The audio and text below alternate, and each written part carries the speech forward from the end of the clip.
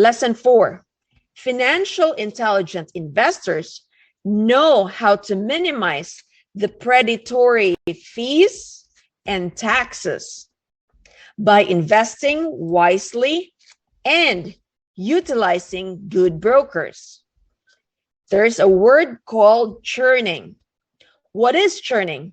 Churning is when brokers, they buy and sell stocks for their clients. Now, in the end, the brokers get the client's money by commission. In the end, the client's portfolio is drained. Why? Because they also have to pay this commission. Third lesson, before we turn over our money to our brokers, we have to choose our brokers wisely. At a minimum, we should ask our brokers if we can call some of their clients to see their performance. Fifth lesson, remember, we all have to remember there's two kinds, a good broker and a bad broker. A good broker make us money. A bad broker make us poor. So that's today's topic. I hope you learned something. Let me know in the comment section below what you've learned today, and stay tuned for more Alka and Ria show. Thank you, Ria. That was beautiful. Very relevant. Because sometimes we go to brokers, and whether it's mortgage broker, and they lend you. Sometimes it's like, okay, well, are they going to give you the best advice? And we go to them, and quite often they may not give you the best advice. So I guess my question to you is, if you go for the and you might not even have the intention, right? But you go to the mortgage broker, what are the specifics that the viewers maybe they might need to look out for? What are the specifics that you need to ask your mortgage broker, whether it's to buy property, to investment stocks? What are the specific requirements that they would need to know? So for example, I've not used any mortgage brokers in my area because I go direct, and I've used my agents. So for mortgage, what I can say for mortgage brokers, they have a list of properties, right? They have a list of properties that they can provide to you. And usually in my local area, I'm speaking from my own experience, I've dealt with the agent directly. And if she has any problems, then that's when the broker should ask the broker in her agency. But what I've used before are brokers for, bank rates. We've used loans. We also have a member in our club that is a broker. He's a lender. So what he does is he has a list of, people who lends money to investors. So he has a Rolodex, a thick Rolodex of people lending out money. So in that case, right, when you have a broker that has a list of people with the funds, then you're more likely to get the funds in that, because why? Because they do different states. So if you want to buy properties in Florida or in Texas, usually these lenders, these brokers are everywhere in different states. They're not just in local. Whereas if I just go in my local town in Pennsylvania, they don't want to go outside of Pennsylvania, because why? Banks, they want to be secured. They want to know what they're doing, and stepping out of their comfort zone, which is outside of their boundary, they're not going to lend you money. So having a broker, having a long list of Rolodex of lenders, that would get you to buying or getting that deal, as long as you meet their requirements. So brokers will give you the option, a lot of options of who to go to, of what properties they have, not just in this locality, but also in surrounding localities. So they give you options.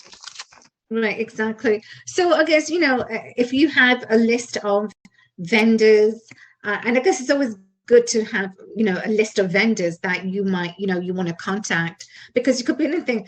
I was just talking yesterday about who did my flooring, and I had someone come maybe about good 5 years ago, and I just had something done in my home, but because my floor is wood, and one part of the floor, it got burnt.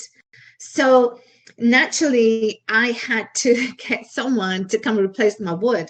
So I was just talking about, we were just discussing, okay, who are the vendors that we need to have, the good flooring guy, good guy who does your roof. I just got my roof done about 3 years ago, a good roofing guy. So it makes sense, right? You need to have that vendors on your team so that it doesn't matter in any eventuality, you can just call those guys to get your work done.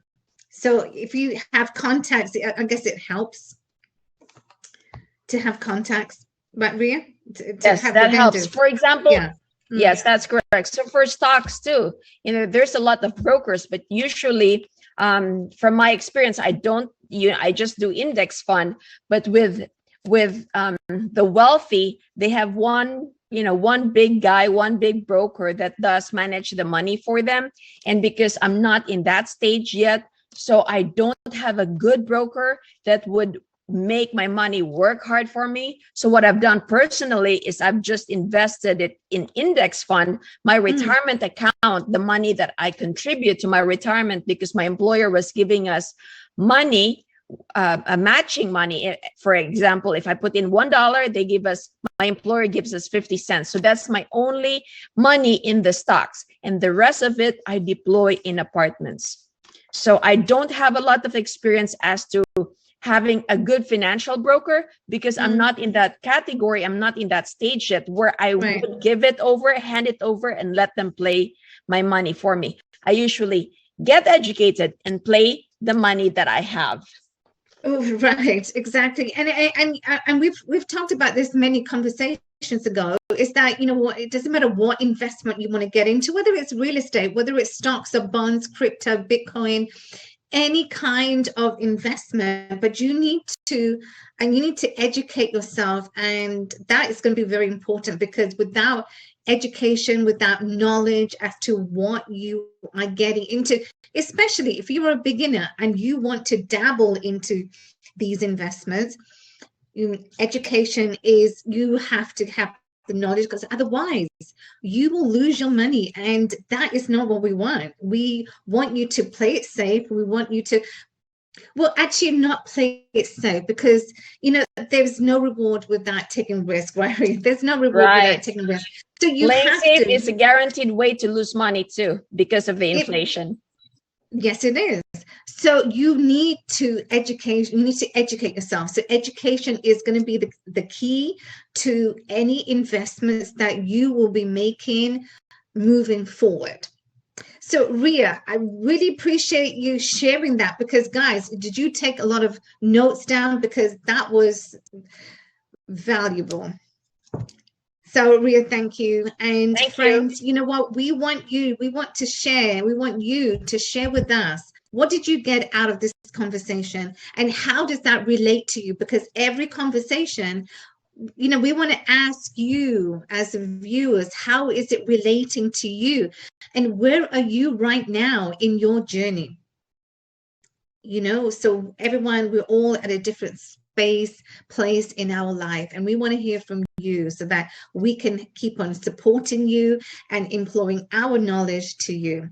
So friends, we have come to another end of the show, but it truly is always amazing. We love spending time with you, because our knowledge that we are sharing with you, how we got started and where we are today, we want you to have a successful life in your business and in life in general, so that you keep on improving your family. Your family is a White House. You want to keep your White House on the right track when it comes to finances, when it comes to money, and that is where you're going to see the success. So we want to keep on encouraging you. We want to keep on supporting you however we can.